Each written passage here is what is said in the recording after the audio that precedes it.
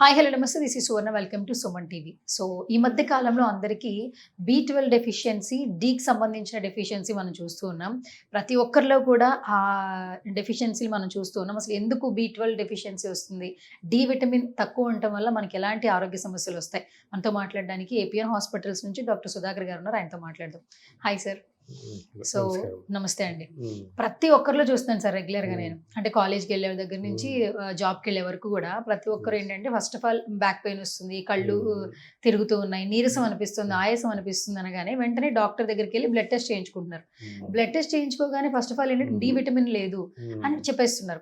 అదో కోర్స్ చెప్తున్నారు. బి12 ఏంటంటే ఒక 6 ఇంజెక్షన్స్ ఇచ్చుకుంటే మీకు సరిపోతుంది అంటున్నారు. కానీ అది అయిపోయిన తర్వాత ఇంకా కాళ్ళు, చేతులు తిమ్మిర్లు రావడం, ఓపిక ఇదైపోవడం ఇవన్నీ ఎక్కువ చూస్తున్నాం అసలు.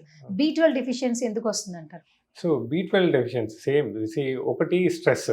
సో మనము చూసినట్టయితే అన్ఫార్చునేట్లీ మన ఎడ్యుకేషన్ ప్యాటర్న్ దగ్గర నుంచి మొదలుపెట్టి మన జాబ్ ప్యాటర్న్స్ దగ్గర ఇండియా లోపల అంటే ఎడ్యుకేషన్ చూసుకుంటే ఇంటర్మీడియట్ దగ్గర నుంచి ఐఐటి అని మెడిసిన్ కోసం అని చెప్పి లాంగ్ టర్మ్ కోచింగ్స్ అని. Courses సో దాంతో ఏమవుతుందంటే ప్రతి ఒక్కరిలో స్ట్రెస్ చూస్తున్నాం.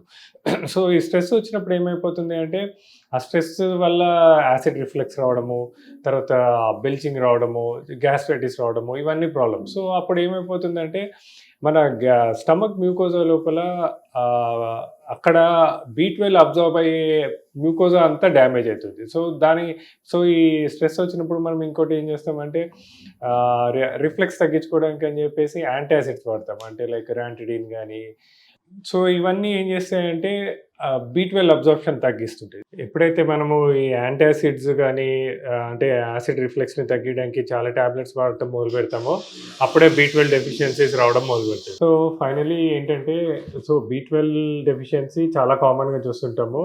సో దీనికి ఒక మార్గం ఏంటంటే రెగ్యులర్గా చెకప్ చేసుకోవడము అండ్ దెన్ బి12 ఇంజెక్షన్స్ కానీ బి12 సప్లిమెంట్స్ తీసుకోవడం. So that is the only option for us. బి12 ఓకే. మరి డి కోసం ఏం చేయాలంటారు? సో వైటమిన్ డి ఈ మధ్య చాలా కామన్గా చూసేది ఏంటంటే వైటమిన్ డి3 డెఫిషియన్సీ. ఎప్పుడైతే వైటమిన్ డి3 డెఫిషియన్సీ ఉంటుందో కాల్షియం అబ్జార్ప్షన్ కూడా దెబ్బతింటుంటుంది. సో వైటమిన్ డి3 డెఫిషియన్సీ రావడం గల కారణాలు చూసుకుంటే మనకి sun exposure or sunbathing అనే కాన్సెప్ట్ లేదు.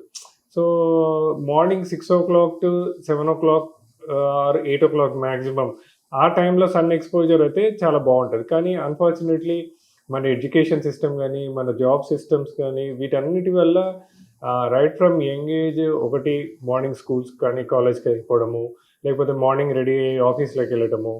సో సన్ ఎక్స్పోజర్ అనేది చాలా తక్కువ ఉంటుందండి, మనకి ఆ కాన్సెప్టే లేదు.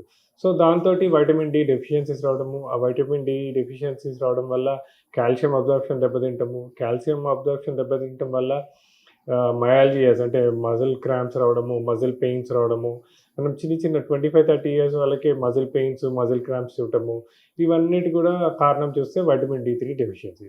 సో వీటన్నిటికీ ఒకటే చెప్పేది ఏంటంటే ఇంతకుముందు లాగానే 6 to 7 సూర్య నమస్కారాలు చేసుకోవడము, 6 to 7 మధ్య వాకింగ్ చేయటము, ఇలాంటివి ఏమైనా కాన్సెప్ట్స్ డెవలప్ చేసుకోవడము.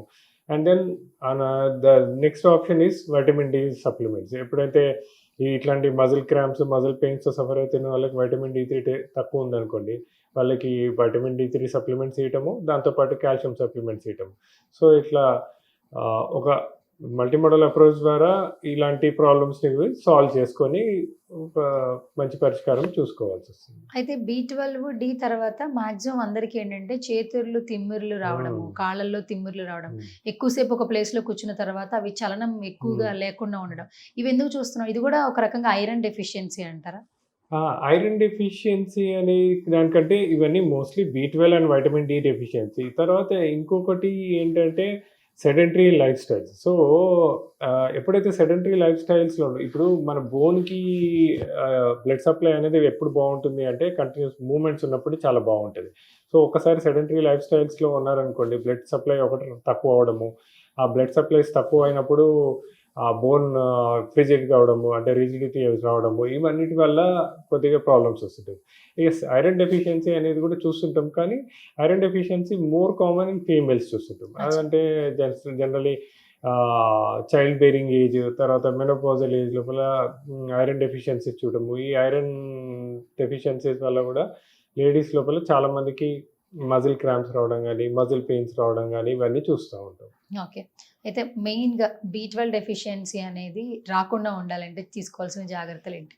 First thing stress management. Stress management is the biggest thing. అది ఎప్పుడైతే కరెక్ట్‌గా మేనేజ్ చేసుకుంటామో, అంటే whether it is education related stress కానీ, వర్క్ రిలేటెడ్ స్ట్రెస్ కానీ, ఫ్యామిలీ రిలేటెడ్ స్ట్రెస్ కానీ, ఇంతకుముందు నేను చెప్పినట్టు especially young females or 30-40 years females with చిన్న పిల్లలతోటి వాళ్ళ స్ట్రగుల్స్ కానీ, ఎప్పుడైతే అవన్నీ స్ట్రెస్ మేనేజ్మెంట్ కరెక్ట్‌గా చేసుకొని మెడిటేషన్, యోగాని రిలీజియస్‌గా లైఫ్ లోపల ఇంబైబ్ చేసుకుంటామో, ఈ B12 డెఫిషియన్సీస్‌ని మనము తగ్గించుకోవచ్చు.